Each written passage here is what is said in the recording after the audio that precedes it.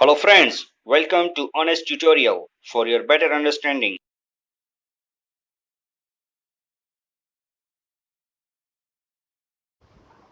Hello everyone, this is Rosina Sheikh and you're watching Honest Tutorial. Friends, पिछले video में हमने bills of exchange के meaning, features और उसके different parties as well as accounting disposal हमने देखा था कि 4 डिफरेंट वेट ऑफ डिस्पोजल क्या है।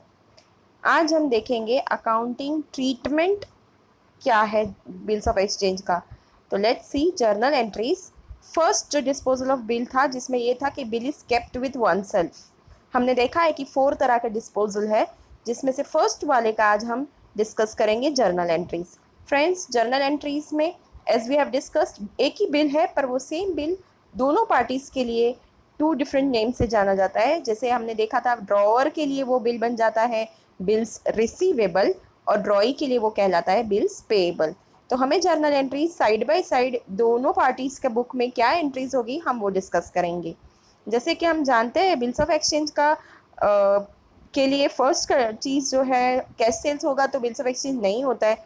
इसलिए हमने डिस्कस किया था पहले कि क्रेडिट सेल होता है तभी ये बिल्स ऑफ एक्सचेंज का क्वेश्चन अराइज होता है। तो फर्स्ट एंट्री हमेशा क्रेडिट सेल या की होगी ड्रॉअर का बुक में और परचेज क्रेडिट परचेज की होगी ड्रॉई का बुक में।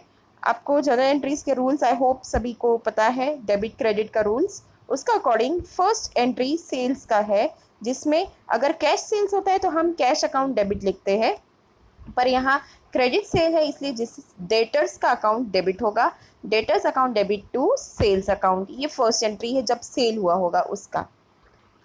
आप प्लीज़ साथ में ये जो जर्नल एंट्रीज है आप अपने नोटबुक में नोट डाउन कर लीजिए। नेक्स्ट है same thing in the books of ड्रॉई में। आप एक के लिए एक सेल कर रहा है, the other party is purchasing. तो परचेस हमेशा आपको पता है कि purchase always comes in debit side. तो परचेस अकाउंट डेबिट टू, ये कैश में नहीं है इसीलिए यहाँ क्रेडिट में है, इसलिए यहाँ टू में हमेशा क्रेडिटर्स का नाम आएगा। जो भी क्वेश्चन में आपका नाम दिया होगा वो क्रेडिटर का नाम आपको यहाँ लिखना है। तो entry would be purchase account debit to creditors account. Now first sale और परचेस हो गया, उसके बाद सेकेंड चीज़ होती है बिल्स ऑफ एक्सचेंज लिखा जाता है, drying of bills of exchange. Drawer bills of exchange लिखेगा एंड ड्रॉई को एक्सेप्ट करने के लिए देगा। जब ड्रॉई बिल एक्सेप्ट कर लेता है, ऑन एक्सेप्टिंग ऑफ बिल, जब तक वो एक्सेप्ट नहीं करता तब तक वो बिल्स एक नॉर्मल बिल्स ऑफ एक्सचेंज ही रहेगा, बट जब वो एक्सेप्ट कर लेता है तब वो बिल ड्रॉअर के लिए बन जाता है बिल्स रिसीवेबल और एक्सेप्ट करने के बाद ड्रॉई के लिए वो बन जाता है बिल्स पेएबल। तो on accepting of bill entry आएगी बिल्स रिसीवेबल ड्रॉअर के लिए असेट है इसलिए बिल्स रिसीवेबल अकाउंट डेबिट में आएगा हमेशा। टू कौन दे रहा है ये डेटर, इसीलिए इसमें आएगा to debtors account, bills receivable account debit to debtors account. और ड्रॉई की बुक में क्योंकि ड्रॉई ने ये बिल एक्सेप्ट किया है उसकी ये लाइबिलिटी उसको पेमेंट करना है और किसे करना है, क्रेडिटर को करना है। क्रेडिटर यहाँ रिसीवर हुआ इसलिए डेबिट द रिसीवर के रूल के हिसाब से क्रेडिटर अकाउंट डेबिट आएगा और क्योंकि ये बिल उसके लिए लाइबिलिटी है टू बिल्स पेएबल आएगा। याद रखिएगा जब बिल्स रिसीवेबल हमेशा डेबिट में आता है और बिल्स पेएबल हमेशा क्रेडिट में एक्सेप्ट बिल होगा तब। नेक्स्ट, अब बिल हो गया। अब हम ये जो डिस्पोजल ऑफ बिल में ये क्या है कि जब तक कितने पीरियड का बिल है तब तक वो बिल अपने पास रखेगा बिकॉज ड्रॉअर कोई वो बिल दूसरा कुछ यूज़ नहीं करेगा, he will keep with himself.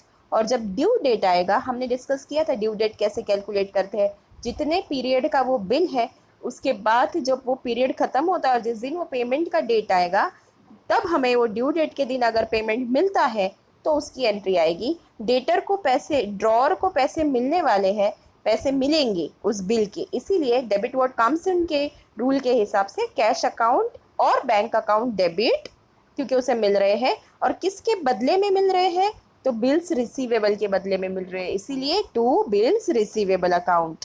तो ये एंट्री होगी cash account debit to bills receivable account.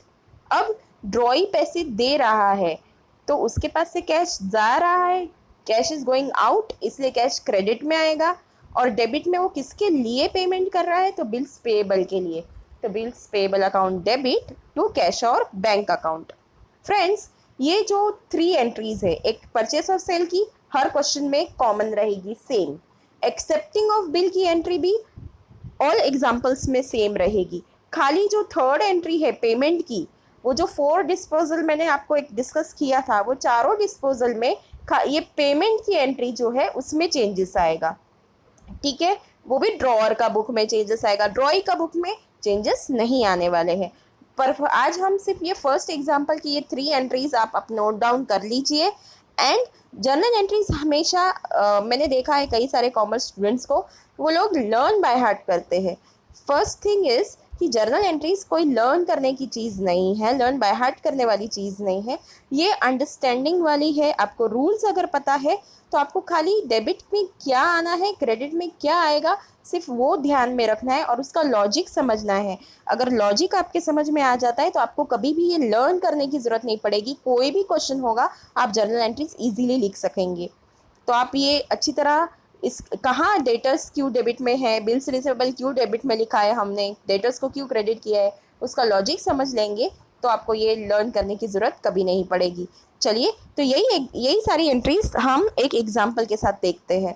Let's see, मैं आपके लिए एग्जाम्पल रीड आउट करती हूँ।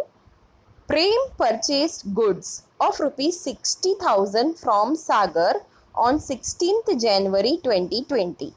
क्वेश्चन है, प्रेम ने परचेज किया है गुड्स सागर से, 60,000 रुपीज़ का गुड्स है और 16 जनवरी को परचेज किया है। सागर ड्रू ए बिल, क्योंकि सागर ड्रॉवर है, सागर से परचेज किया है, उसने बिल ड्रॉ किया है of 60,000 for 3 months on Prem, which Prem accepted and return, and on due date Prem paid the amount of bill. Now let's see the solution. अब यहाँ पे 2 पार्टीज है, तो एक प्रेम है एक सागर।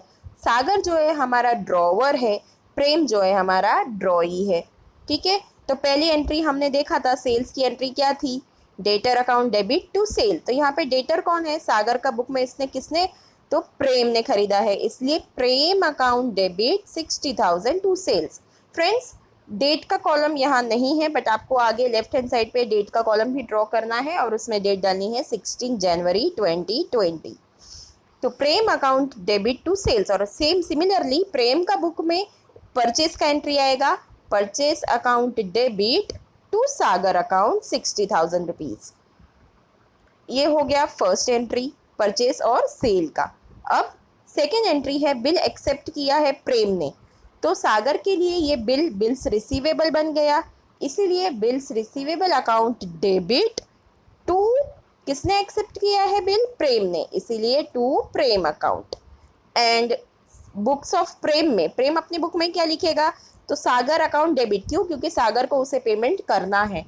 टू किस चीज़ के लिए पेमेंट करना है, बिल्स पेएबल के लिए, तो Sagar account debit to bills payable account. ये बिल 16 जनवरी को ड्रॉ किया और उसी दिन उसने एक्सेप्ट करके दे दिया है। अब ड्यू डेट के दिन पेमेंट किया है। अब ड्यू डेट आप कैसे कैलकुलेट करेंगे, आपने क्वेश्चन में आप देखिए कि क्वेश्चन में है 3 months के लिए, तो 16 जनवरी के बाद 16 फरवरी, 16 मार्च एंड 16 अप्रैल, बट 16 अप्रैल में हमें और 3 days और ऐड करने हैं, तो 17, 18, 19 अप्रैल के दिन आपकी पेमेंट ऑफ ड्यू डेट के यहाँ पे आपको डेट डालनी होगी आगे 19 अप्रैल। और पेमेंट का क्या है, सागर को पैसे मिल रहे हैं, इसीलिए कैश अकाउंट और बैंक अकाउंट डेबिट 60,000, किसके बदले में पैसे मिल रहे हैं, बिल्स रिसीवेबल के बदले में, इसलिए एंट्री आएगी cash account debit to bills receivable account. वहीं प्रेम क्या लिखेगा, प्रेम किसके लिए पैसे दे रहा है, पेमेंट किस चीज़ के लिए कर रहा है, तो बिल्स पेएबल के लिए, इसीलिए बिल्स पेएबल आएगा डेबिट में। और क्या दे रहा है, वो कैश दे रहा है, उसके पास से कैश बाहर जा रहा है, क्रेडिट वर्ड गोज आउट, इसीलिए टू कैश और बैंक। So bills payable account debit to cash और बैंक। Now narration not necessary, many times journal entries में नरेशन कंपलसरी है actually, but many times question board इस क्वेश्चन में लिख देते हैं कि narration is not necessary. But friends, if possible आपको नीचे ब्रैकेट में नरेशन लिखना है जिस चीज़ के लिए आप फर्स्ट में है, जैसे सेल का है तो being credit sales made of 16,000, bill accept करने में आपको लिखना है being bill accepted by Prem, और पेमेंट के वक्त being payment done on due date. ये नरेशंस आपको लिखने हैं। नाउ आई होप आपको ये फर्स्ट अकाउंटिंग ट्रीटमेंट जो बिल अपने पास रखा था एंड ड्यू डेट पे उसका पेमेंट आ गया है, वो 3 एंट्रीज आपके समझ में आ गई होगी। आप प्लीज़ इसको नोट डाउन कर लीजिए और इस तरह के एग्जाम्पल्स आप प्रैक्टिस करते रहिए, सॉल्व करिए, ताकि आपको ये हैबिट हो जाए जर्नल एंट्रीज लिखने की properly. I hope you have understood. Now I think that's all for today. Second bill का डिस्पोजल का हम नेक्स्ट वीडियो में डिस्कस करेंगे। Till then have a good day. Please like and share this video and don't forget to subscribe our channel.